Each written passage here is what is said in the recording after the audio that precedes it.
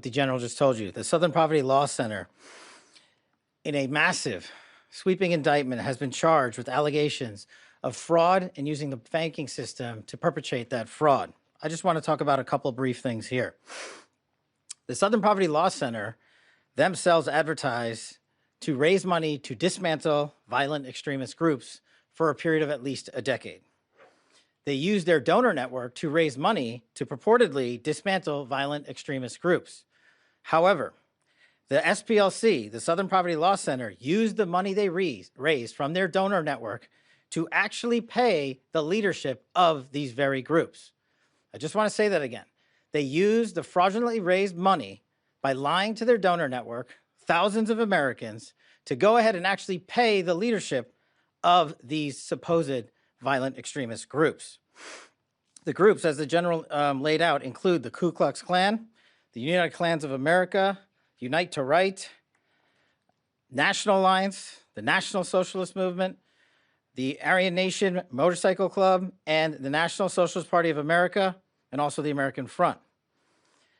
In at least one of these matters, our investigation revealed that funds were used to facilitate the commission of further state and federal offenses, totaling over $3 million.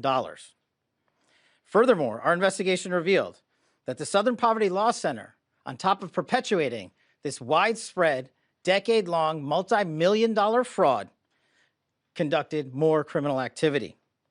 They attempted to hide their criminal activity from our financial banking network. They set up shell companies and entities around America so that the financial institutions that we rely on as everyday Americans were deceived in believing that money was not coming from the Southern Poverty Law Center in the perpetration of this scheme and fraud, but rather fictitious entities they stood up to perpetuate this ongoing fraud.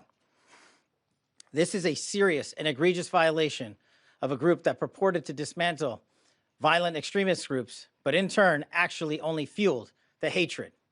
This is an important case brought by President Trump's administration. We're thankful for the president for his leadership and funding of not just the FBI and DOJ, but his commitment to go out there and wipe out fraud and conspiracy and waste and abuse wherever it occurs, including the Southern Poverty Law Center.